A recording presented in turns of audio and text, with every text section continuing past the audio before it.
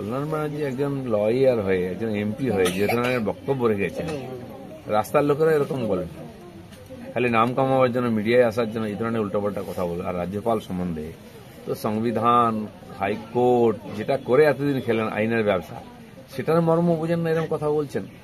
কালকে কোনো চেংড়া ছেলে কোনো বুথের নেতা বলতে পারে, কল্যাণ ব্যানার্জি যদি বলেন, এটা তো আমাদের গণতন্ত্র, আমাদের সংবিধানের অপমান। আইনি ব্যবস্থা অবশ্যই হওয়া উচিত। এবারে ভুয়ো ভোটার ধরতে এআইয়ের ব্যবস্থা নিচ্ছে এবারে কমিশন, কি বলবে?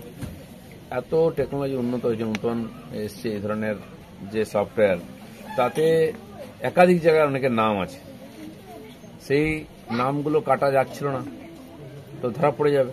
তো নিঃসন্দেহে নতুন টেকনোলজি ইউজ করে ভোটার লিস্ট সংশোধন হওয়া উচিত, তাহলে ভোটটা ঠিকঠাক হবে পশ্চিমবঙ্গে। এসআইআর নিয়ে কি বলবে?